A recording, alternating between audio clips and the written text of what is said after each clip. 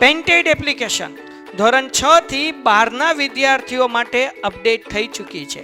આ એપ્લિકેશનમાં શું છે? બધા જ વિષયના વિડીયોઝ છે. ગુજરાતની બેસ્ટ ફેકલ્ટી દ્વારા લાઈવ લેક્ચર્સ છે. આઈએમપી પ્રશ્ન છે, ટેસ્ટ સિરીઝ છે અને ગુજરાતના તમામ વિદ્યાર્થીઓ સાથે તમે તમારી કમ્પેરિઝન કરી શકો છો. ગેમિફિકેશન છે અને બીજું ઘણું બધું. તો તમે એપ્લિકેશન ડાઉનલોડ ન કરી હોય તો ડિસ્ક્રિપ્શનમાં લિંક આપી છે. હમણાં જ પ્લે સ્ટોર ઉપર જાઓ અને એપ્લિકેશન ડાઉનલોડ કરો. ઘરે બેઠીને સરસ મજાનું ગુજરાતની જોરદાર ફેકલ્ટી સાથે ભણો, સારા માર્ક્સે પાસ થાઓ. દરેક વિદ્યાર્થી ઓકે નો મેસેજ આપી દેજો. ઓકે, ચાલો હાલો ભાઈ, હવે શાંતિ રાખો. આપણે લાસ્ટમાં તો કે આપણે દોરવણીનું ચેપ્ટર સ્ટાર્ટ કર્યું હતું. દોરવણીની અંદર આપણે માત્ર થોડી ઘણી ચર્ચા કરી હતી, પ્રસ્તાવના આઈ થિંક પૂરી કરી હતી. દોરવણીની અંદર આપણે એવી બધી બાબતો જોઈ કે દોરવણી હોય એ આપણા ઉપરી અધિકારી આપણને આપતા હોય. દોરવણી એટલે એક રીતે આપણું માર્ગદર્શન. જો આપણે અહીંયા લખ્યું હતું બરાબર, આપણને માર્ગદર્શન આપે કે આપણે કઈ રીતે કામ કરવાનું છે. કામ આપણને બધું આવડતું જ હશે, પરંતુ કોઈ જગ્યાએ તમે અટકાશો, કોઈ જગ્યાએ તમે નહીં ખબર પડે, ન્યાય તમને માર્ગદર્શન આપશે કે ભાઈ કઈ રીતે કામ કરવું. એ દોરવણી છે. જો તમારા ઉપરી અધિકારી સારા હોય અને એની પાસે તમારા કરતાં વધુ જ્ઞાન હોય તોય તમને સારી દોરવણી આપી શકે, તો તમે આગળ આવો. પરંતુ જો તમારા ઉપરી અધિકારી તમારી કરતાં ઓછું નોલેજ ધરાવતા હોય તો તમને સારી દોરવણી ન આપી શકે. એટલે એ વસ્તુ આપણે અહીંયા ચર્ચા કરી હતી કે ભાઈ દોરવણી આપનાર વ્યક્તિ જો સારો હોય તો સામાન્ય કક્ષાનો વ્યક્તિ પણ સારું કામ કરી શકે. જો દોરવણી આપનાર વ્યક્તિ સારો ન હોય તો સારો વ્યક્તિ પણ યોગ્ય રીતે કામ ન કરી શકે. એટલી આપણે ચર્ચા કરી હતી. પછી આપણે અહીંયા પેરેગ્રાફમાં જોયું હતું દોરવણીના આપણે સ્ટાર્ટિંગમાં એક વસ્તુ ડિસ્કસ કરી હતી કે દોરવણીની અંદર માત્ર ને માત્ર આટલી જ વસ્તુ આવે. આ 4 વસ્તુ ઉપર આખું ચેપ્ટર ડિપેન્ડન્ટ છે. આપણું નિરીક્ષણ, અભિપ્રેરણા, નેતૃત્વ અને માહિતી સંચાર. આ 4 જ ટોપિક આપણે આખા ચેપ્ટરમાં ભણવાના છે. આ 4 જ ટોપિક આખું દોરવણી છે અને આ 4 જ ટોપિકમાંથી વ્યાખ્યા આવશે, આમાંથી જ લક્ષણો આવશે અને આમાંથી જ મહત્વ આવશે. આ 4 શબ્દ મગજમાં ફિટ રાખજો, બરાબર છે.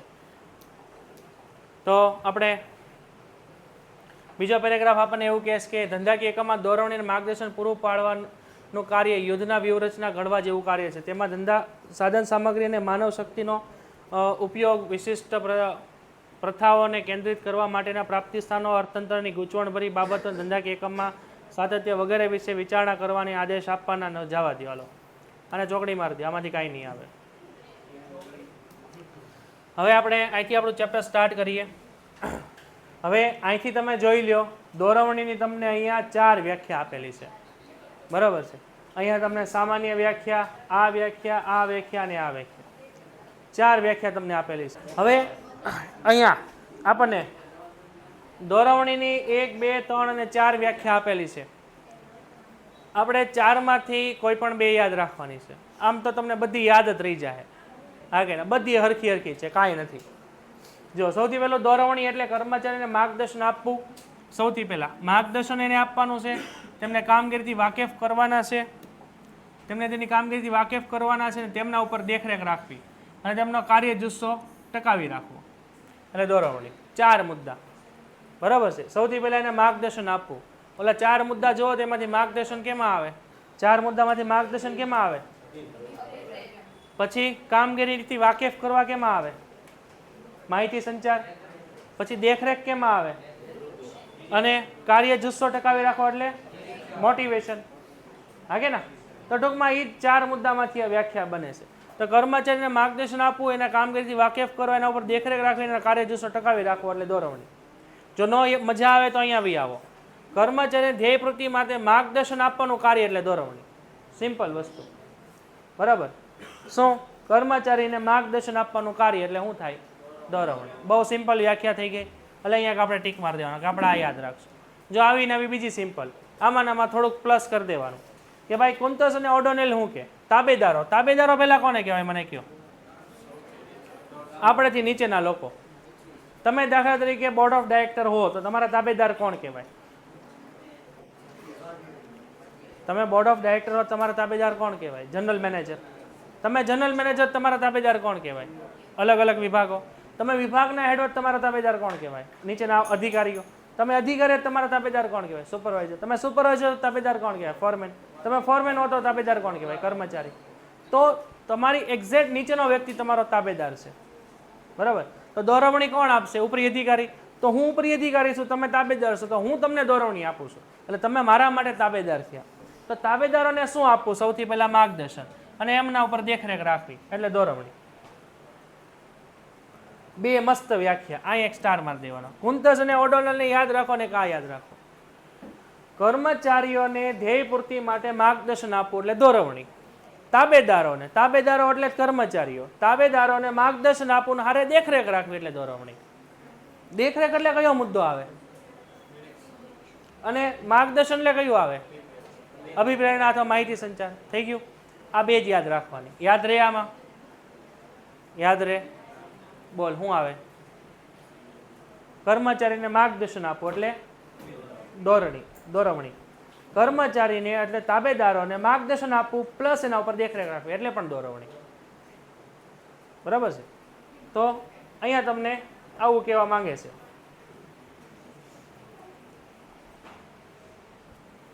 પહેલી વ્યાખ્યામાં તમને શું કીધું કે ભાઈ આપણી પાસે જે કર્મચારીઓ છે, કર્મચારીને શું આપવું? તો કે માર્ગદર્શન આપવું.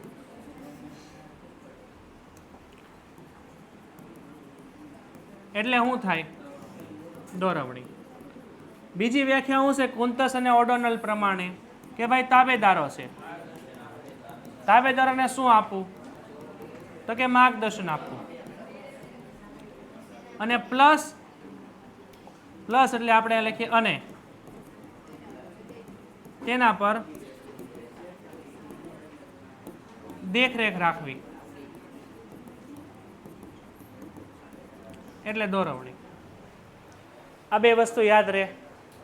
બે જ વ્યાખ્યા યાદ રાખવાની છે, બાકી બે ને ઉડાડી દેવા. બાકી બે હોય ને વધારાની, એને ઉડાડી દેવાની આપણે. આ બે યાદ રહે. કર્મચારીને માર્ગદર્શન આપવું એટલે દોરવણી. કુંતસ અને ઓડોનલ એક જ વ્યક્તિ એવો છે જેનું નામ આપેલું છે આપણને, બાકી કોઈના નામ ન થાય એટલે ઉડાડી જ દેવાના. તમને એવું તો હવે પ્રશ્ન ન થાય ને કે સાહેબ આનું નામ આપ્યું છે, આ પૂછાય તો અલગથી. એ નામ વાળો જ આ એક વ્યક્તિ છે, તો એને એક યાદ રાખી લો. એ હારો જ માણસ છે. તાબેદારોને માર્ગદર્શન આપવું, હારે એના ઉપર દેખરેખ રાખવી, બસ એટલે દોરવણી. તો પહેલામાં ખાલી માર્ગદર્શન, બીજામાં માર્ગદર્શન પ્લસ દેખરેખ. એટલું રહે યાદ? આમાં કોઈને કઈ ડાઉટ છે? ઓકે. તો હવે આને આપણે કાઢી નાખશું. બરાબર છે? આ આપણને યાદ રહે, આ આપણને યાદ રહી ગઈ. પછી ચોથી શું કહેશે? દોરવણી એ એવું કાર્ય છે જેમાં ઉદ્દેશો સિદ્ધ કરવા માટે મદદનીશોને. મદદનીશો એટલે કોણ કહેવાય? આપણે નીચેના ઈ તાબેદારો, ઈ કર્મચારીઓ. આ બધા છે ને કાકા મામાના છોકરા છે, હગ્ગા ભાઈઓ. આમ જોવો ને તો આ કર્મચારી, આ જે કર્મચારી છે આ એ જ તમારા તાબેદારો છે અને એ જ તમારા મદદનીશો છે. આ ત્રણેય વ્યક્તિ એક જ છે. એ ત્રણેય વ્યક્તિ આપણી નીચેના લોકો છે. આપણે નીચેના લોકોને જ તાબેદાર કહેવાય. આપણે નીચેના હોય એ આપણા માટે કર્મચારી, આપણે નીચેના હોય એ જ આપણા મદદનીશો હોય. સમજાઈ ગયું? એટલે ટૂંકમાં આપણે ઉપર છીએ, આપણે નીચેના વ્યક્તિને સમજાવીએ. એટલે આપણે આ ત્રણેયને માર્ગદર્શન આપીએ છીએ, દોરવણી. તો તાબેદારોને શું આપવા? આદેશો આપીને એના ઉપર નિરીક્ષણ રાખવું. તો આદેશ આપવું એટલે કયો મુદ્દો થયો? એને આદેશ આપવું એટલે માહિતી સંચાર, હા કે ના? અને એના ઉપર નિરીક્ષણ રાખવું એટલે નેતૃત્વ. થઈ ગયું? 4 જ મુદ્દામાં બધું રમતું હશે. આખું ચેપ્ટર 4 મુદ્દા ઉપર છે. તો આ યાદ રહે તમને? કર્મચારીઓને આદેશ આપવા, તેના ઉપર દેખરેખ રાખવી, એટલે કે મદદનીશો ઉપર મદદનીશોને આદેશ આપવા, દેખરેખ રાખવી. જો ન મજા આવે ને તો આને ચોકડી મારી દેવાની. આને એકને યાદ રાખો, આને એકને યાદ રાખો, બસ. આટલું રેડી? આમાં કોઈને કઈ ડાઉટ છે? તો લક્ષણો સ્ટાર્ટ કરીએ. જો લક્ષણ સમજતા પહેલા આપણે એક વસ્તુ સમજી લેવાની. સૌથી પહેલા આપણે સમજી લેવાના દોરવણીના તત્વો. દોરવણીના તત્વો કેટલા છે ભાઈ? 4. કયા કયા છે? નિરીક્ષણ, બીજું અભિપ્રેરણા, પછી નેતૃત્વ અને માહિતી સંચાર. આ 4 યાદ રહે. બરાબર. નિરીક્ષણ, અભિપ્રેરણા, નેતૃત્વ અને માહિતી સંચાર. હું નિરીક્ષણ, અભિપ્રેરણા, નેતૃત્વ અને માહિતી સંચાર. પહેલા મને એમ કહો, નિરીક્ષણ એટલે શું થાય? નિરીક્ષણ એટલે શું થાય? ઓબ્ઝર્વેશન, હા કે નહીં? હું તો કે મેનેજર હોઉં, તમે બધા મારા કર્મચારી હોય, બરાબર, તો હું તમારા ઉપર ધ્યાન રાખતો હોઉં કે નહીં? તમે બરાબર કામ કરો છો કે નહીં? બરાબર છે. દાખલા તરીકે તમે તમારા ઉપર ધ્યાન રાખો, તમે કદાચ બરાબર કામ નથી કરતા, તો હું તમને શું કહું? કે ભાઈ બરાબર ધ્યાન આપો. તે દોરવણી જ થઈ, એ માર્ગદર્શન જ થયું ને, કે ભાઈ આમ નહીં આમ કામ કરો ભાઈ. દાખલા તરીકે હું તમારો ઉપરી અધિકારી, હું કેમેરામાંથી જોતો હોઉં કે ભાઈ આ વ્યક્તિ બરાબર કામ નથી કરતો, તો હું તમને બોલાવીને કહું ને ભાઈ આવી રીતના ન કરતા, થોડુંક ધ્યાન આપજો. તો એ થયું નિરીક્ષણ. અભિપ્રેરણા એટલે મોટિવેશન કોને કહેવાય? કર્મચારીની કામની કદર કરવી, કર્મચારીને પગાર વધારવો, કર્મચારીને બોનસ આપવું. મોટિવેશન બે પ્રકારના હોય. એક મોટિવેશન એવું છે જે પૈસાથી મળે, એને નાણાકીય પ્રોત્સાહન કહેવાય. અને એક મોટિવેશન એવું છે જે પૈસાથી ન મળે ને બિન નાણાકીય પ્રોત્સાહન કહેવાય. દાખલા તરીકે હું બધામાંથી તમને એકને અહીંયા સ્ટેજ ઉપર લાવીને તમારું સન્માન કરું, તમને એક ચાદર ઓઢાડું, સર્ટિફિકેટ આપું, એક ટ્રોફી આપું, તો એ બધાની સામે તમારી મેં ઇજ્જત કરી કહેવાય. તે બિન નાણાકીય પ્રોત્સાહન છે, બરાબર. અને તમે સારું કામ કરો, હું તમને 50,000 રૂપિયા ઇનામ આપું, તે નાણાકીય પ્રોત્સાહન છે. તો આવડે ભાઈ આપણે મોટિવેશન, હા કે ના? પછી નેતૃત્વ એટલે શું થાય? લીડરશિપ કોને કહેવાય? લીડરશિપ એટલે શું? આપણી એક કંપની હોય, કંપનીની અંદર કામ કરતા દરેક કર્મચારી હોય, એના હેડ હોય, મેનેજર હોય. તો મેનેજર છે ને એના લીડર છે. તો મેનેજર એ જે લીડર હોય ને એની પાસે દરેક પ્રકારના ગુણ હોવા જોઈએ. એના શારીરિક ગુણો, માનસિક ગુણો અને બૌદ્ધિક ગુણો, 3 ગુણો આવશે આપણે સારા નેતાના ગુણોમાં, બરાબર, એ મુદ્દાની અંદર. તો એ વ્યક્તિ બધી રીતે પ્રિપેર હોવો જોઈએ, તો જ નીચેના લોકોને મોટિવેટ કરી શકશે, નીચેના લોકો પાસેથી કામ કરાવી શકશે. ફોર એક્ઝામ્પલ, હું જ તે તમે જુઓ કે ભાઈ મને BA ભણાવતા ન આવડતું હોય, મને BAમાં ખબર જ ન પડતી હોય કાંઈ, અને હું તમને ભણાવવા આવું અહીંયા, તો એનો મિનિંગ શું થાય? કે ભાઈ હું તમને સારી રીતે લીડ નહીં કરી શકું, હું તમને સારી રીતે નેતૃત્વ તમારું નહીં કરી શકું કે ભાઈ તમે કઈ રીતે શું કહેવાય, આ પેપરમાં કઈ રીતે આગળ વધશો, કઈ રીતે સારા માર્ક્સ લાવશો. હું તમારું લીડરશિપ નહીં કરી શકું, મારામાં એવા ગુણ નહીં હોય તોની વાત છે. તો એટલે આપણું લીડરશિપ છે. પછી માહિતી સંચાર કોને કહેવાય? માહિતી સંચાર, કોમ્યુનિકેશન. 11મા ધોરણમાં આપણે વ્યાખ્યા આવતી ને પહેલા ચેપ્ટરમાં એસપીમાં શું આવે? માહિતી સંચાર. માહિતીની આપ લે કરે એટલે માહિતી સંચાર, જેમાં ઓછામાં ઓછા 2 વ્યક્તિ હોય, એક બોલનાર અને એક સાંભળનાર.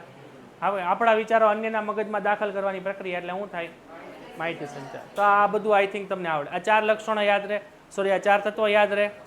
તો આમાંથી લક્ષણો બનાવવાના છે આપણે. હવે તમે આની અગાઉ જેટલા ચેપ્ટર ભણી ગયા, કયા? સંચાલન, આયોજન, વ્યવસ્થા તંત્ર, કર્મચારી વ્યવસ્થા, આટલું જોયું ને? 4, હા કે ના? અને આ ચારેયની અંદર અમુક લક્ષણો હતા, એ કોમન હતા. તમને યાદ હોય તો કયા કયા કોમન હતા લક્ષણો? સૌથી પહેલા તો કે સર્વવ્યાપી પ્રવૃત્તિ, હા કે ના? આપણે લખી નાખીએ કે ભાઈ સર્વવ્યાપી પ્રવૃત્તિ. બીજું તો કે ધ્યેયલક્ષી પ્રવૃત્તિ. પછી તો કે સંચાલનનું કાર્ય. હા, પછી સતત ચાલતી પ્રવૃત્તિ.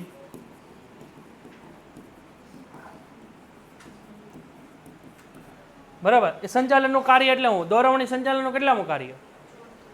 તો એ આવે ઘરનો મુદ્દો એમાં મૂકી શકાય. સંચાલનના અન્ય કાર્યો પર આધારિત એવો મુદ્દો બને ને. આપણે એમ કહી શકીએ કે દોરવણી છે એ 5 કાર્યોમાંથી એક છે, અને આપણે એમ કહી શકીએ કે બાકીના 4 કાર્યો છે દોરવણી ઉપર આધારિત છે.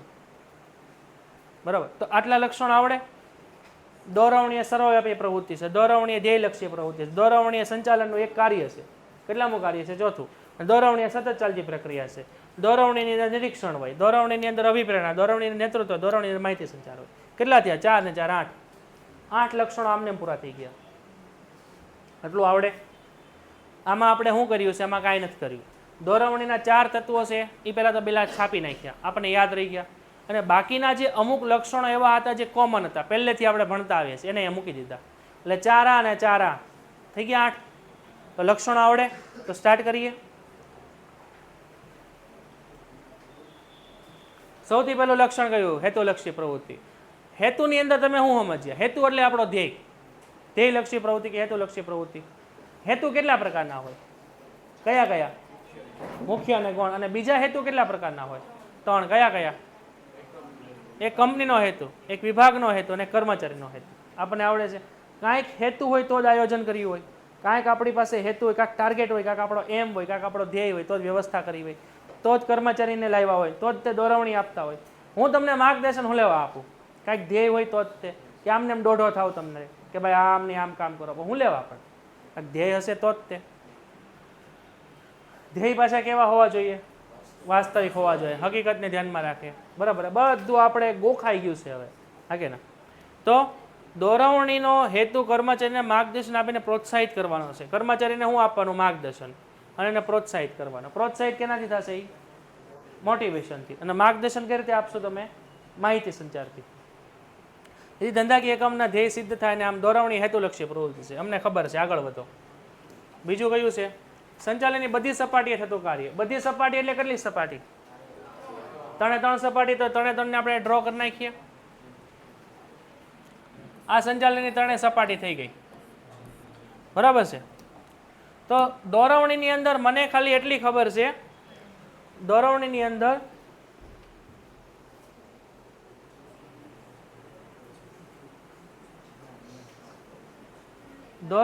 અંદર મને એટલી ખબર છે કે દોરવણી હોય ને એ હંમેશા આપણો ઉપરી અધિકારી આપણને આપતો હોય દોરવણી, હા કે ના?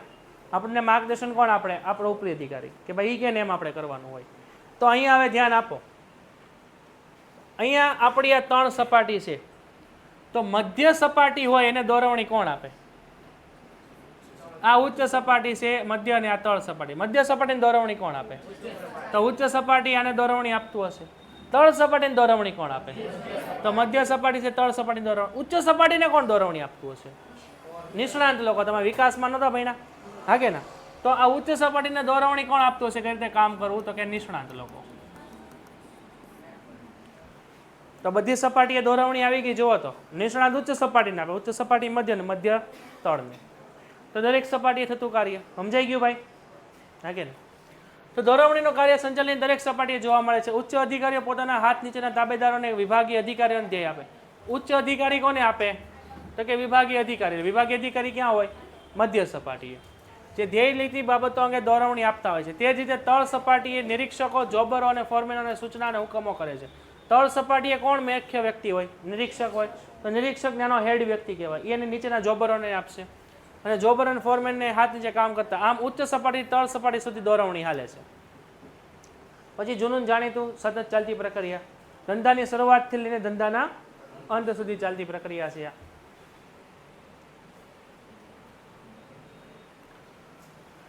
તો જ્યાં સુધી આપણે ધંધો ચાલે ત્યાં સુધી, આપણે ધંધાકીય એકમની પ્રવૃત્તિઓ ચાલે ત્યાં સુધી આપણે દોરવણી અવરિતપણે ચાલે છે. અવરિતપણે ચાલે એટલે સતત. અહીંયા અવરિત એટલે લખો સતત. અવરિત એટલે સતતપણે ચાલશે છે. કાર્યવિધિ, નીતિના અર્થઘટન અને કર્મચારીને સતત માર્ગદર્શન આપવું પડે છે, જેથી દોરવણી સતત ચાલતી પ્રક્રિયા છે. હવે તમારા કર્મચારી બરોબર કામ કરે છે કે નહીં એ તમારે જોવાનું છે કે નથી જોવાનું? જોવાનું છે. જો બરોબર કામ ન કરતા તમારે એને શું આપવાનું છે? માર્ગદર્શન. તો ઉપરી અધિકારી નીચેના અધિકારીને માર્ગદર્શન આપતો હશે, બરાબર છે? એટલે આ વસ્તુની અંદર કાર્યો પર દેખરેખ રાખવાની છે. દેખરેખ કોણ રાખે? હંમેશા દેખરેખ કોણ રાખે? આપણા ઉપર દેખરેખ કોણ રાખે? આપણો ઉપરી અધિકારી. એના ઉપર દેખરેખ કોણ રાખે? એનો ઉપરી અધિકારી, બરાબર છે? તો દેખરેખ કોણ રાખશે? હંમેશા આપણી ઉપર આપણો ઉપરી અધિકારી હશે. દાખલા તરીકે આપણે વિભાગના હેડ હશું તો આપણા ઉપર જનરલ મેનેજર હશે, એ દેખરેખ રાખતો હશે. આપણે જનરલ મેનેજર હશું તો આપણા ઉપર બોર્ડ ઓફ ડાયરેક્ટર ધ્યાન રાખતો હશે. તો દોરવણીનું કાર્ય છે ને ઉપરથી નીચે તરફ છે, નીચેથી ઉપર કોઈ દી ન હોય. માર્ગદર્શન આપવું. માર્ગદર્શન આપણે કોણ આપે? આપણો ઉપરી અધિકારી, બરાબર? દાખલા તરીકે તમે સુપરવાઇઝર છો, હું મેનેજર છું, બરાબર? તો હું તમને એમ કહું ને કે ભાઈ તમે આમ નહીં આમ કામ કરો, ભાઈ તમારે આવી રીતના કામ કરવાનું છે, તમારે આમ કામ ન કરવું જોઈએ. તમે સુપરવાઇઝર છો, હું મેનેજર છું, તો હું તમને ગાઈડન્સ આપીશ કે તમારે આમ કામ કરવાનું છે, કે આવી રીતે કામ કરો. સમજાણું? હવે તમે સુપરવાઇઝર છો, હું મેનેજર છું, તમે મને સલાહ આપો સાહેબ તમારે આમ નહીં આમ કામ કરવું જોઈએ, એવું હાલે? હા કે ના? દાખલા તરીકે તમે સુપરવાઇઝર છો, તમે જનરલ મેનેજરને કહો સાહેબ આમ નહીં આમ કરો, એવું હાલે નહીં. તો દોરવણી માર્ગદર્શન હંમેશા કોણ આપે? ઉપરી અધિકારી જ નીચેના લોકોને આપે. તો દોરવણીની અંદર માર્ગદર્શન જ છે ખાલી, હા કે ના? દેખરેખ જ છે. તો દોરવણીની પ્રક્રિયા છે ને, દોરવણી હંમેશા ઉપરથી ક્યાં હોય? નીચે તરફ જ હોય, નીચેથી ઉપર કોઈ દી ન હોય, બરાબર છે? એટલે અહીંયા દેખરેખ કોણ રાખશે આપણને? આપણા એક્ઝેક્ટ ઉપરી અધિકારી.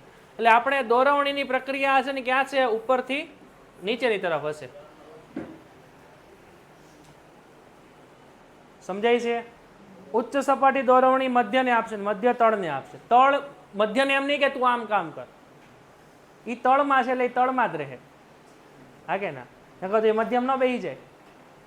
આ તો એ વાત છે, તમે મને એમ કહો સાહેબ આમ નહીં આમ ભણાવો, એવું હાલે નહીં. તો સ્ટાર્ટ કરીએ આપણે કાર્યો ઉપર દેખરેખ. દોરવણી આપવાનો ઉદ્દેશ દોરવણી પ્રમાણે કર્મચારીઓ કાર્ય કરે છે કે નહીં તે જોવાનો છે. કર્મચારી કાર્ય કરે કે નહીં જોવાનું. એ જોવું એટલે તે શું થયું? આપણે નિરીક્ષણ, બરાબર છે? દોરવણી ફક્ત હુકમો અને માર્ગદર્શો આપવાની પ્રક્રિયા નથી, પરંતુ અપાયેલા સૂચનો અને હુકમો પ્રમાણે કાર્ય થાય છે કે નહીં એના ઉપર દેખરેખ રાખવાની પણ પ્રક્રિયા છે. દેખરેખ એટલે નિરીક્ષણ. પછી આપ્યું છે વિશાળ કાર્યક્ષેત્ર. જો વિશાળ કાર્યક્ષેત્ર કઈ રીતે છે? ઉચ્ચ સપાટી છે ને એ મધ્ય સપાટીને પેલા દોરવણી આપે, મધ્ય સપાટી તળને આપે. એટલે પહેલી વાત એ કે દોરવણી છે ને આખી કંપનીમાં અપાતું હશે, અને દોરવણી બધી જગ્યાએ હશે. પેલું વિશાળ કાર્ય થઈ ગયું. દોરવણીની અંદર તમારે માર્ગદર્શન આપવાનું છે, દોરવણીની અંદર તમારે માહિતી સંચાર કરવાનું છે, દોરવણીની અંદર તમારે અભિપ્રેરણા આપવાની છે, દોરવણીની અંદર તમારે શું કીધું છે બીજું? નિરીક્ષણ રાખવાનું છે, દોરવણીની અંદર તમારે નેતૃત્વ પૂરું પાડવાનું છે, ઘણું બધું છે. સમજાણું? એટલે દોરવણી છે એનું કામ બહુ વધારે છે, દોરવણીની અંદર ઘણું બધું કામ હોય, એટલે વિશાળ કાર્ય છે. દોરવણીનું કાર્ય વિશાળ છે. તેમાં કર્મચારીને આપણે શું આપવાનું છે? પહેલાં માર્ગદર્શન, પછી શિખામણ આપવાની છે. સંચાલકોએ કાર્ય લીધેલા નિર્ણયોમાં યોગ્ય સમજૂતી માટે અસરકારક નિર્ણયો અમલ પ્રાપ્ત થાય તે માટે જોવાનું. એટલે દોરવણીનું કાર્ય તેમાં માત્ર કર્મચારી માર્ગદર્શન શિખામણ આપવાનું નથી, પરંતુ ઘણું બધું છે. પછી આ આવ્યું માહિતી સંચાર. આ મુદ્દો યાદ આવે? આ કયો મુદ્દો છે? દોરવણીના 4 તત્વોમાંથી એક અહીંયા આવી ગયો. મેં તમને સ્ટાર્ટિંગમાં લખાયું હતું એ, બરાબર? આપણે અમુક મુદ્દા કોમન હતા, યાદ હોય? કયા કયા આવ્યા આમાં કોમન મુદ્દા? એને આપણે સ્ટાર મારીએ. જો આ બધા હતા મુદ્દા, એમાંથી આપણો પહેલો મુદ્દો કોમન કયો છે? આપણે એ યાદ રાખવાનું, તમને ફટાફટ યાદ રહે. પહેલું તો કે આ હેતુલક્ષી પ્રવૃત્તિ, અહીંયા એક સ્ટાર મારી દેવાનો, કારણ કે ખબર છે કે આ આવે જ તે.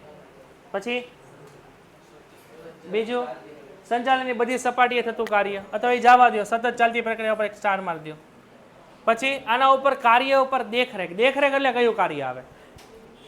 નિરીક્ષણનું કાર્ય આવે ને, તો અહીંયા આપણે હળવેકથી કાઉન્સમાં નિરીક્ષણ લખી નાખવાનું, એટલે આપણે યાદ રહે કે નિરીક્ષણ વાળો મુદ્દો છે, એટલે અહીંયા બધું સ્ટાર મારી દેવાનો. પછી વિશાળ કાર્યક્ષેત્ર જવા દો. માહિતી સંચાર એ આપણા 4 કાર્યોમાંથી એક છે, હા કે ના? તો માહિતી સંચાર એટલે આપણને ખબર જ છે, બરાબર? દોરવણીએ કર્મચારીઓને હુકમો અને માર્ગદર્શન આપવા માટે માહિતી સંચાર પૂર્વ શરત છે. માહિતી સંચાર એ પૂર્વ શરત છે. એટલે સૌથી પહેલા તમારે દોરવણી આપવી ને તો માહિતી જોવે. મારે તમને સમજાવવું છે કે કામ કઈ રીતે. પેન્ટેડ એપ્લિકેશન ધોરણ 6 થી 12ના વિદ્યાર્થીઓ માટે અપડેટ થઈ ચૂકી છે. આ એપ્લિકેશનમાં શું છે? બધા જ વિષયના વિડીયોઝ છે. ગુજરાતની બેસ્ટ ફેકલ્ટી દ્વારા લાઈવ લેક્ચર્સ છે, આઈએમપી પ્રશ્ન છે, ટેસ્ટ સિરીઝ છે, અને ગુજરાતના તમામ વિદ્યાર્થીઓ સાથે તમે તમારી કમ્પેરિઝન કરી શકો છો. ગેમિફિકેશન છે અને બીજું ઘણું બધું. તો તમે એપ્લિકેશન ડાઉનલોડ ન કરી હોય તો ડિસ્ક્રિપ્શનમાં લિંક આપી છે, હમણાં જ પ્લે સ્ટોર ઉપર જાઓ અને એપ્લિકેશન ડાઉનલોડ કરો. ઘરે બેઠીને સરસ મજાનું ગુજરાતની જોરદાર ફેકલ્ટી સાથે ભણો, સારા માર્ક્સે પાસ થાઓ. કરવાનું તો હું કેમ સમજાવીશ? દાખલા તરીકે તમે બરોબર કામ નથી કરતા તો હું તમને કેમ સમજાવીશ? અરે કેમ સમજાવીશ? બોલીને તો કહીશ ને કે ભાઈ આમ નહીં આમ કામ કરો. તો બોલવું એટલે જ માહિતી સંચાર. કા લખીને કહીશ તો માહિતી સંચારમાં લેખિકા મૌખિક જ હોય. લેખિક ને મૌખિક કાંઈ હોય જ નથી, કેમ દોરવણી આપવાની? તો મૌન એક પ્રકારનો માહિતી સંચારનો પ્રકાર છે, ઈશારા દ્વારા. તો ઈ ન હોય તો દ્રશ્ય. દ્રશ્ય ન હોય તો શ્રાવ્ય ન હોય તો દ્રશ્ય શ્રાવ્ય ન હોય તો માહિતી સંચાર ટૂંકમાં થાય ન થાય, દોરવણી થાય ન થાય. તો માહિતી સંચારની પૂર્વ શરત છે. માહિતી સંચાર ગમે રીતે હોવું જોઈએ, કાં બોલીને, કાં લખીને, કાં ચિત્ર દ્વારા, કાં એક્ટિંગ દ્વારા, કાં દ્રશ્ય શ્રાવ્ય, કાં દ્રશ્ય શ્રાવ્ય, કાં મૌન. બરાબર. જો માહિતી સંચારની પ્રક્રિયા વ્યવસ્થિત નહીં હોય તો યોગ્ય સમય, યોગ્ય કર્મચારી, યોગ્ય માર્ગદર્શન મળી શકશે નહીં. દાખલા તરીકે તમે અત્યારે બરોબર કામ કરતા નથી, હું તમને 2 દિવસ પછી કહું કે ભાઈ આમ નહીં આમ કામ કરવું જોઈએ, તો એની અસર કાંઈ લાગે તમને? ભાઈ અહીંયા ધ્યાન આપો. તમે અત્યારે બરોબર કામ કરતા નથી અથવા મારે તમને સૂચના આપવાની છે, તો સૂચના મારે તમને અત્યારે દેવાની છે. હું તમને 3 દિવસ પછી સૂચના આપું, એનું કાંઈ મહત્વ હોય? કાંઈ મહત્વ ન હોય. ઉદાહરણ તરીકે તમે અત્યારે સ્ટેટિસ્ટિકનો પેપર આપો છો, હવે એની અંદર તમને લક્ષનું ચેપ્ટર છે, એમાં કાંઈક ડાઉટ છે, દાખલો અડધો આવડી ગયો, અડધો આવતી ભૂલાઈ ગયું, તો ત્યારે ને ત્યારે હું તમને માર્ગદર્શન આપું ને એ કામનું, પેપર પતી જાય ને પછી હું તમને કહું તો આનું આમ આવે, એ તો સાહેબ હું જોઈ લઈશ હવે નવનીતમાં. હા કે ના? તમે એક્ઝામ વખતે કહો એ સાચું. તો એનો મિનિંગ શું થયો? દોરવણી હંમેશા માહિતી સંચાર યોગ્ય સમયે, યોગ્ય કર્મચારીને યોગ્ય માર્ગદર્શન મળવું જોઈએ, નકર દોરવણી નકામી છે. પછી પ્રોત્સાહન, આ મુદ્દો છે એમાં 4 તત્વોમાંથી પ્રોત્સાહન એટલે શું થયું? મોટિવેશન થયું ને. પ્રોત્સાહન એટલે હા કે ના? તો અભિપ્રેરણા થયું. તો અહીંયા આપણે આ મુદ્દો થઈ ગયો અભિપ્રેરણા. તો અહીંયા સ્ટાર મારી દેવાનો. અભિપ્રેરણા, અભિપ્રેરણા એટલે મોટિવેશન. મોટિવેશન કેટલા પ્રકારના હોય? 2, એક પૈસાથી અને એક પૈસા વગર. બરાબર છે. તો કર્મચારીને હંમેશા તમારે અભિપ્રેરણા એટલે કે મોટિવેશન આપતું રહેવું પડે, એને પ્રોત્સાહન આપતું રહેવું પડે. એને ટાઈમ ટુ ટાઈમ ગિફ્ટ આપો, અથવા તો કે એને કમિશન આપો, અથવા નફામાં ભાગ આપો, અથવા એનું સન્માન કરો, એની કામની કદર કરો વગેરે. તો એ યોગ્ય રીતે કાર્ય કરશે. તમારે એને ઘડીએ ઘડીએ સમજાવવા પડશે નહીં. કર્મચારી પાસેથી સારું કાર્ય મેળવવા તેમને પ્રોત્સાહન આપવું જરૂરી છે, એને રાજી રખાય. હા કે ના? એ રાજી રહે ને તો તમારી કંપની રાજી રહે. એટલે એનો મિનિંગ શું થયો? તમે તમારા કર્મચારીને સાચવો. બરાબર. તમારા કર્મચારી તમારું દરેક કાર્ય સાચો છે. પ્રોફેસર ઉર્વી, તો કર્મચારી રાજી તો કંપનીમાં બધા રાજી. હા કે ના? કર્મચારીને મગજ જાય તો આખી કંપની ખાડે જાય. તો કર્મચારીને પ્રોત્સાહન કરવા ઉપરી અધિકારી વ્યક્તિગત માર્ગદર્શન આપે. ઉપરી અધિકારી આપણને સમજાવે, મોટિવેશન આપે, ગમે એ આપે. આવા માર્ગદર્શનથી કર્મચારીઓને પ્રશ્નો અને દ્વિધાઓ દૂર થાય છે. દ્વિધાઓ એટલે કાઉન્સમાં લખજો સમસ્યાઓ. સમસ્યાઓ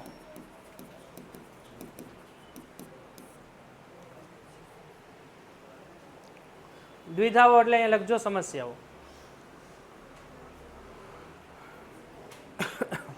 તેમનામાં વિશ્વાસ સંપાદિત થાય છે અને વધુ સારી રીતે એ લોકો કાર્ય કરી શકે છે. પછી આપ્યું છે નિમ્નગામી પ્રવૃત્તિ. જો નિમ્નગામી પ્રવૃત્તિ એટલે શું? દોરવણી કેવી પ્રક્રિયા છે? દોરવણી કેવી પ્રક્રિયા છે? દોરવણી ઉપરથી નીચે હાલતી પ્રક્રિયા છે, નીચેથી ઉપર ન જાય. સમજાણું કે નહીં? જો અહીંયા મેં તમને એરો કરાયો હતો, આ એરો. તો દોરવણી છે ને એ નિમ્નગામી પ્રક્રિયા છે. એ હંમેશા નીચેના લોકોને દોરવણી દેવાની હોય, નીચેથી ઉપર દોરવણી ન આવે પછી.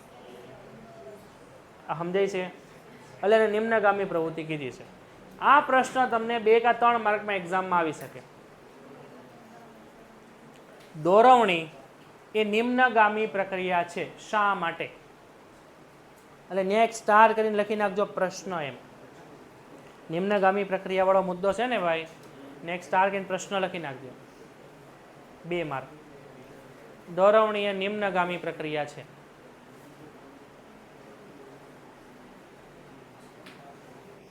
કઈ રીતે? કારણ કે ઉપરી અધિકારી નીચેના તાબેદારોને માર્ગદર્શન આપે છે. બરાબર. એટલે એ નિમ્નગામી પ્રક્રિયા છે.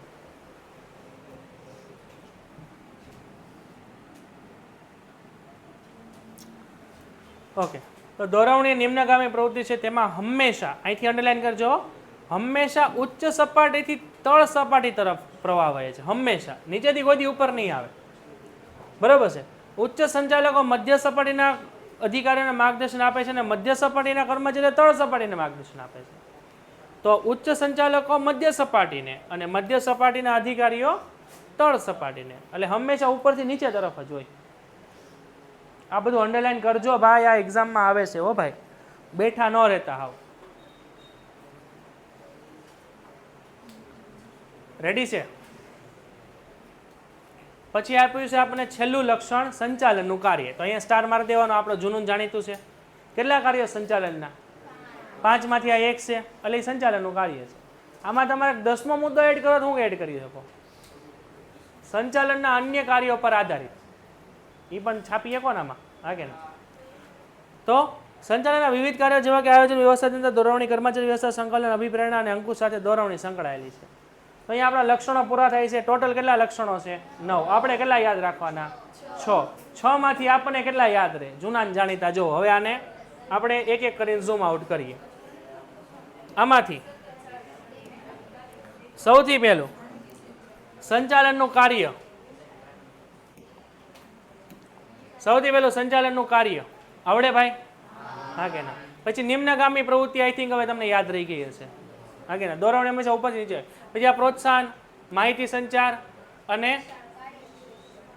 આ કાર્ય પર દેખરેખ. તો આ 3 તો એ ઓલા મુદ્દામાંથી જ આવી ગયા, હા કે ના? કેટલા છે? 1 2 3 4 5. હજી આપણે ગોતીએ સતત ચાલતી પ્રક્રિયા. બરાબર, સતત ચાલતી પ્રક્રિયા અને હેતુલક્ષી પ્રવૃત્તિ. હેતુલક્ષી પ્રવૃત્તિ થઈ ગયા ભાઈ. તો લક્ષણો હાવ હેલા છે આના. જેટલા લક્ષણ હેલા છે ને એટલું જ મહત્વ હેલું છે. લક્ષણ જોઈ લો ફટાફટ, ન સમજાઈને પૂછો. માહિતી પ્રેષણ વાળો પોઈન્ટ કયામાં છે? 9મા પોઈન્ટમાં. 9મા પોઈન્ટમાં તો ક્યાં એવું કાંઈ છે માહિતી? હા, અહીં સોરી. જો અહીં ધ્યાન આપજો. માહિતી પ્રેષણ એટલે શું થાય? માહિતી પ્રેષણ એટલે એક રીતે તમે જો તો માહિતી સંચાર જ છે. તમે જે માહિતી ઉપરથી લઈને નીચે તરફ મોકલો અને નીચેથી તરફથી ઉપરની તરફ મોકલો ને માહિતી પ્રેષણ કહેવાય. ભાઈ માહિતી પ્રેષણ કોને કહેવાય? ધ્યાન આપો. આ કોમ્યુનિકેશન પ્રોસેસ છે, બરાબર છે. ઉચ્ચ અધિકારી પોતાની માહિતી કોને આપે? મધ્યને. અને મધ્ય કોને આપે? તળને. તો એ માહિતી પ્રેષણથી ઉપરથી નીચે તરફ, બરાબર. પછી તળ સપાટી પોતાના કાર્યનો રિપોર્ટ કોને આપે? મધ્ય સપાટી. મધ્ય સપાટી રિપોર્ટ કોને આપે? ઉચ્ચ સપાટી. તો એ માહિતી પ્રેષણથી નીચેથી ઉપર તરફ. માહિતી પ્રેષણ એટલે કે માહિતીની પ્રક્રિયા ઉપરથી નીચે તરફ અને નીચેથી ઉપર તરફ, સ્ટેપ બાય સ્ટેપ. તળ સપાટી પોતાનો રિપોર્ટ મધ્યને આપશે, મધ્ય ઉચ્ચને આપશે, અને ઉચ્ચ સપાટી એ રિપોર્ટ પ્રમાણે માહિતી આપશે મધ્યને, મધ્ય આપશે તળને. હલો, સમજાઈ ગયું ભાઈ? ઓનલાઈનમાં માહિતી પ્રેષણ એટલે શું? ઓકે, નેક્સ્ટ ના પછી આપણને આપ્યું છે દોરવણીનું મહત્વ. એટલે અહીંયા આપણે લખશું દોરવણીના ફાયદા અને દોરવણીના લાભ. તો અહીંયા આપણે લખશું આપણા શું છે? આ શું છે ભાઈ? દોરવણીનું મહત્વ, લાભ અથવા ફાયદાઓ.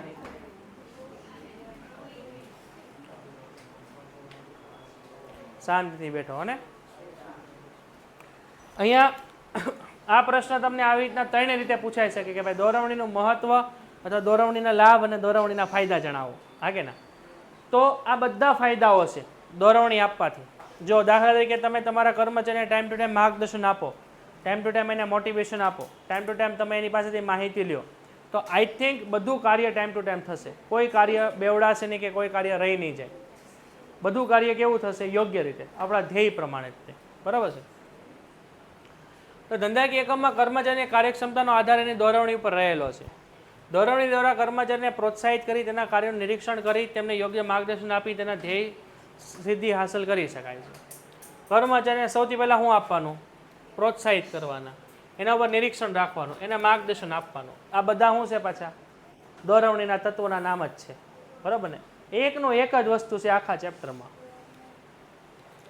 પહેલું છે ને કાર્યક્ષમતામાં વધારો. કર્મચારી કોઈ પણ જગ્યાએ કાર્ય કરતો હોય અને એ કાર્યમાં ક્યાંક અટકાય તો તમે એને માર્ગદર્શન આપો તો પાછું કાર્ય શરૂ થઈ જાય, હાગે ના? તો એના કાર્યક્ષમતામાં શું થશે? વધારો. પહેલો મુદ્દો. વ્યવસ્થા તંત્ર કાર્યક્ષમ ત્યારે જ બને જ્યારે તેમાં કામ કરતા કર્મચારીઓને વિભાગીય કાર્ય વિષયક યોગ્ય દોરવણી આપવામાં આવે.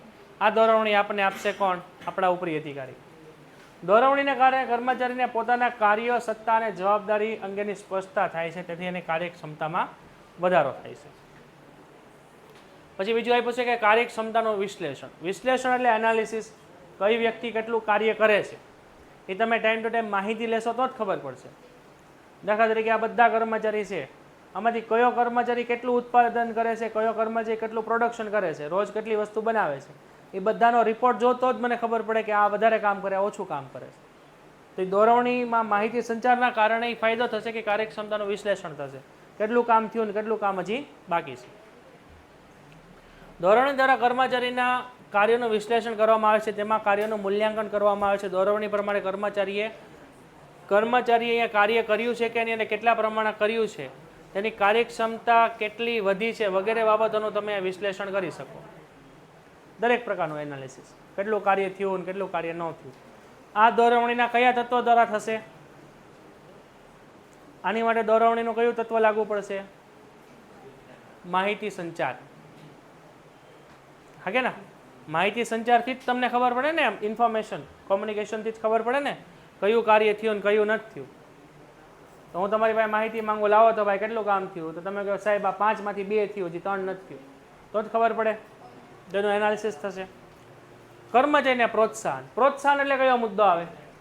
અભિપ્રેરણાવાળો આવે. કર્મચારીને પ્રોત્સાહન આપણે આપવાનું, એની અગાઉ ચર્ચા કરી ગયા છીએ આપણે. દોરવણીને કારણે કર્મચારી યોગ્ય કાર્ય પદ્ધતિ તથા નીતિ વિષયકથી વાકેફ થશે.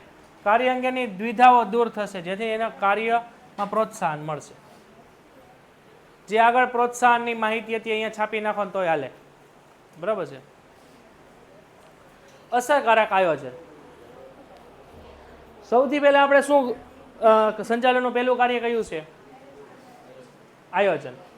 આયોજન યોગ્ય રીતે થાય, બરાબર, તો કઈ વસ્તુ યોગ્ય રીતે થાય? વ્યવસ્થા યોગ્ય રીતે હોય તો, અને કર્મચારી વ્યવસ્થા યોગ્ય હોય તો જ દોરવણી. તો આયોજન સારી રીતે થયું હશે ને તો જ દોરવણી સારી રીતે થઈ હશે. એટલે દોરવણીનું કામ યોગ્ય રીતે થશે ને તો જ આયોજન સફળ થશે. દોરવણીમાં કાંઈ લેવાનું નહીં હોય તો કર્મચારી ગમે એટલા સારા હશે, કાંઈ કામ નહીં થાય. કર્મચારી સારી રીતે કામ નહીં કરે એટલે વ્યવસ્થા આખી બગડી જશે.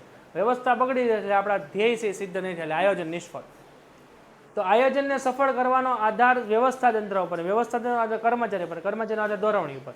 જો દોરવણીમાં નિષ્ફળતા મળી, દોરવણીની અંદર યોગ્ય માર્ગદર્શન ન આપ્યું, એટલે કર્મચારી પહેલાં તો કામ જ નહીં કરે, એટલે કર્મચારી વ્યવસ્થા નિષ્ફળ. કર્મચારી વ્યવસ્થા નિષ્ફળ એટલે તમારી વ્યવસ્થા આખી બગડી જાય, અને વ્યવસ્થા બગડે એટલે આયોજન પણ બગડે. તો દોરવણી યોગ્ય હશે તો ટૂંકમાં આયોજન કેવું રહેશે? અસરકારક. તો ધંધાકીય એકમના બધા જ કાર્યોનું આયોજન કઈ રીતે કોઈ એક વ્યક્તિ દ્વારા શક્ય નથી. આયોજન કરનાર અધિકારી મદદનીશો દ્વારા જરૂરી માહિતી એકત્રિત કરી આયોજન ઘડે છે. એટલે આયોજનમાં દરેક વ્યક્તિનું અહીંયા યોગદાન છે. આયોજન દ્વારા નિર્ધારિત ધ્યેયને સિદ્ધ કરવા માટે દોરવણીનું કાર્ય બરોબર છે. જો આમાં તમારે આમ યાદ રખાય, અસરકારક આયોજન અને અસરકારક વ્યવસ્થા તંત્ર. સંચાલનના કાર્ય તમને આવડે ને, 2 આમને મૂકી દેવાના, પછી કાર્યક્ષમતામાં વધારો. ઓલામાં કેમ તમે લક્ષણો યાદ રાખ્યા, એમાં આ વસ્તુ યાદ રાખવાની. આમાં અહીંયા સ્ટાર મારી દેવાનો. આ સંચાલનનું એક કાર્ય જ છે, આ સંચાલનનું કાર્ય છે. અસરકારક આયોજન, અસરકારક વ્યવસ્થા તંત્ર, 2 લાભ તો આમને થઈ ગયા. પછી કાર્યક્ષમતામાં વધારો, દોરવણી આપો તો કાર્યક્ષમતા વધે.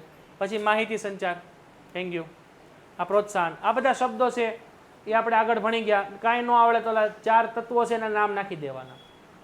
કર્મચારીને પ્રોત્સાહન, કર્મચારી નેતૃત્વ, કર્મચારીને માહિતી સંચાર.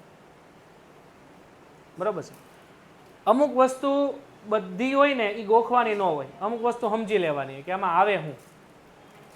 અને આ બધી વસ્તુમાં ખાલી નામ જ યાદ રાખવાના. લક્ષણો તો કેટલા આવે, મહત્વ તો કેટલા મુદ્દા આવે. મુદ્દા 1 વાર 2 વાર ખાલી વાંચવાના. એક્ઝામમાં તમારે લખવાનું હોય તમારી મૌલિકતાથી, ખાલી મુદ્દાનું નામ ખાલી ખબર હોવી જોઈએ. અંદર મારા ખ્યાલથી તમને આવડે જ તે. હું તમને એમ કહું કે ભાઈ આ ફોર એક્ઝામ્પલ આ કર્મચારીને પ્રોત્સાહન, તો પ્રોત્સાહન વિશે તમે આખું ભણશો તમને ખ્યાલ આવી જ જશે શું લખું. હું તમને એમ કહું ધ્યેયલક્ષી પ્રવૃત્તિ છે, હાલો, તો તમને ન લખતા આવડે એમ. સતત ચાલતી પ્રવૃત્તિ તો ન લખતા આવડે એમ, બધું આવડે. એ વસ્તુ પછી ફરીથી વાંચવાની જરૂર નથી. તો અસરકારક વ્યવસ્થા તંત્ર દોરવણીના કારણે દરેક કર્મચારીને તેની સત્તાને જવાબદારીનો ખ્યાલ હોય, કોને કયું કાર્ય કરવાનું છે, તેમના ઉપરી અધિકારી કોણ છે અને કોણ હુકમો સૂચનો આપે છે વગેરેનું પાલન થાય, જેથી સમગ્ર વ્યવસ્થા તંત્ર જળવાય રહે, સમગ્ર આયોજન સારી રીતે થાય, સમગ્ર વ્યવસ્થા તંત્ર પણ સારી રીતે થાય. હવે દોરવણી પણ કર્મચારી વ્યવસ્થા આવે, પરંતુ એ અહીંયા આપ્યું નથી આપણને. સંકલન અને સહકાર. સંકલન અહીંયા કોનું થાય? સંકલન એટલે શું? કોઓર્ડિનેશન, જે ચેપ્ટર 1 માં આપણે ભણી ગયા હતા. દરેક કંપનીના કર્મચારીઓ દરેક વિભાગોને સાથે જોડીને કામ કરવું. તો માહિતી સંચાર થતું હશે તો કયું કાર્ય કોણે કરવાનું છે ખ્યાલ આવશે, મોટિવેશન મળતું રહેશે, માર્ગદર્શન મળતું રહેશે, તો અસરકારક સંકલન થશે અને દરેક વ્યક્તિનો સહકાર મળશે. સહકાર ક્યારે મળે? જ્યારે દરેક પ્રકારની ભૂલ છે, કર્મચારીને લગતી સમસ્યાઓ છે, તમે ટાઈમ ટુ ટાઈમ એને સોલ્વ કરો ત્યારે. તો દોરવણી દ્વારા કર્મચારીના કાર્યનું સંકલન સાધી શકાય અને કર્મચારીને વ્યક્તિગત ધ્યેયને એકમના મુખ્ય ધ્યેય સાથે જોડી શકાય. આ ધ્યેય આપણને બંને ખબર છે ને. દોરવણી આપના નેતા તેના તાબેદારોને કાર્યનું સંકલન કરે છે, બરાબર છે. પછી અસરકારક અંકુશ. આ કયું કાર્ય થયું? સંચાલનનું કાર્ય. તો સંચાલનના 3 કાર્યો આવી ગયા આમાં. તો તમને મહત્વ પૂછે ને તો પહેલા તો 3 કાર્યો જ છાપી દેવાના. હું બોલું છું સમજાય છે બધાને? લક્ષણો કેમ યાદ રાખવાના? 3-4 લક્ષણો રિપીટ હોય એ છાપી દેવાના, બરાબર છે. 3-4 લક્ષણો હોય એ રિપીટ થતા હોય એ છાપી દેવાના. અને દોરવણીના જે 4 તત્વો હતા ને એમાંથી 3 લક્ષણો બનાવી નાખવાના. લક્ષણોનું કામ પૂરું થઈ ગયું. હવે મહત્વમાં આપણે સંચાલનના જે કાર્યો છે એમાંથી 3 કાર્યો અહીંયા આવી ગયા. જો અસરકારક આયોજન, અસરકારક વ્યવસ્થા તંત્ર, અસરકારક અંકુશ. એટલે અંકુશનું કાર્ય અથવા અસરકારક અંકુશ. તો 3 આમને આમ થઈ ગયા. અમુક કોમન હશે મહત્વના, જેમ કે સતત કાર્યક્ષમતામાં વધારો, પછી સાધનોનો મહત્તમ ઉપયોગ, આ બધી વસ્તુઓ. દોરવણી આપવાથી કર્મચારીને કાર્ય અંગેની ભૂલ અને ખામીઓની શક્યતા ઘટે છે. કોઈ પણ જે ભૂલ થતી હોય એ શક્યતા ઘટે, કારણ કે માહિતી સંચાર દ્વારા તમે જાણી શકો. તેથી નિર્ધારિત લક્ષ્યાંકોને પ્રમાણે કર્મચારીઓ પાસેથી કામ મેળવી શકાય અને અંકુશ સારી રીતે જાળી શકે. જો આયોજન સારું હોય તો વ્યવસ્થા સારી હોય ને, વ્યવસ્થા સારી તો કર્મચારી વ્યવસ્થા સારી, કર્મચારી વ્યવસ્થા સારી તો દોરવણી સારી, દોરવણી સારી હોય તો અંકુશ સારું ને. જો દોરવણી બગડે તો અંકુશે બગડે ને. જો દોરવણી સારી તો અંકુશનું કાર્ય સારું, બરાબર છે, કારણ કે એના પછીનું કાર્ય છે એટલે. અને કાર્ય જુસ્સામાં વધારો. કાર્ય જુસ્સામાં કર્મચારીની મજા ક્યારે આવે? એને પ્રોત્સાહન આપો તો. હા કે ના? તો આ શું છે? આપણું પ્રોત્સાહન છે, મોટિવેશન છે ને. પૈસા આપો, એનું સન્માન કરો, તો એને એમ થાય કે હું કે કાંઈક શું એમ. દોરવણી આપવાથી કર્મચારીઓને કાર્ય પ્રત્યેની અભિગમ બદલાઈ જાય છે. રૂઢિ વધે છે. જ્યારે કોઈ અવરોધ ઊભો થાય તો કર્મચારી તેનો ઉકેલ લાવી શકે. અવરોધ ઊભો થાય તો માહિતી સંચાર દ્વારા તમે જાણી શકો. પરિણામે કાર્યનું સાતત્ય વધે છે, એટલે સતત કાર્ય થાય છે અને જુસ્સો વધે છે. વિચલનોની શોધ. વિચલન એટલે એક અંશમાં લખજો ભૂલ. જે બધી ભૂલો થતી હોય ને કંપનીની અંદર નાની મોટી, એ બધી તમે દૂર કરી શકો યોગ્ય માર્ગદર્શન આપીને, યોગ્ય માહિતીથી. નિર્ધારિત ધ્યેય પ્રમાણે જ કાર્ય થાય છે કે નહીં તે દોરવણી દ્વારા, નિરીક્ષણ દ્વારા આપણે જાણી શકાય. જેથી અનિચ્છનીય વિચલનો. અનિચ્છનીય વિચલનો એટલે કે જે તમે વિચાર્યા ન હોય એવી ભૂલો પ્રાથમિક તબક્કે જ શોધી શકાય. કોઈ એવી પ્રોબ્લેમ આવે કંપનીમાં કે જે તમે કોઈથી વિચારી જ ન હોય, તો જો માહિતી સંચાર યોગ્ય રીતે હશે, યોગ્ય માર્ગદર્શન હશે, તો તમે પ્રાઇમરી લેવલ ઉપર જ જાણી શકશો કે આ પ્રોબ્લેમ ફ્યુચરમાં વધવાની છે. ઉદાહરણ તરીકે કોઈ એક કર્મચારી એવી ધમકી આપી કે સાહેબ મારો પગાર 20,000 છે ને, એ મારો પગાર 30,000 કરો. તો ઉપરી અધિકારીએ ના પાડી, નહીં કરીએ. તો ઓલા એવી ધમકી તમને દઈ દીધી કે જો સાહેબ મારો પગાર તમે 4-5 દિવસમાં 30,000 નહીં કરો ને તો હું કંપનીમાં આંદોલન કરીશ. એવી ધમકી મારીને વયો ગયો. તો એ ઓન ધ સ્પોટ એ માહિતી સુપરવાઇઝરે કોને દઈ દેવી જોઈએ? મેનેજરને. અને મેનેજરે જનરલ મેનેજરને માહિતી આપી દેવી જોઈએ સાહેબ આ વ્યક્તિ આવું બોલતો હતો, એટલે એને ધ્યાનમાં રહે. એટલે ઇન ફ્યુચર એ પ્રોબ્લેમ બહુ મોટી થાય તો ખબર પડે કે કોણે શરૂઆત કરી હતી, અને એ પ્રોબ્લેમને ત્યાંથી જ તે તમે કટ કરી શકો. ત્યાંથી કર્મચારીને છૂટો કરી દો, અથવા ત્યાંથી એનો પગાર વધારી દો, તો એ આંદોલન નહીં કરે. સમજાણું? તે દોરવણી આપશો ને તો માહિતી સંચાર, દોરવણીના તત્વોના માહિતી સંચારથી આ માહિતી મળશે તમને. પ્રાથમિક તબક્કાના વિચલનો યોગ્ય પગલાં લઈને તમે નિયંત્રિત કરી શકો. તો અહીંયા આપણે દોરવણીના લક્ષણો અને મહત્વ બધા પૂરા થાય છે. બધા જોઈ લો, ન સમજાઈને પૂછો. મહત્વની અંદર 3 મુદ્દા તો સંચાલનના કાર્યો જ છે, બરાબર. અને આમાંથી કેટલા મુદ્દા છે? આ 9. તમારે 5 જ યાદ રાખવાના, 5 થી 6 મેક્સિમમ. બરાબર, જોઈ લો, ન સમજાઈને પૂછો. Painted, painless learning.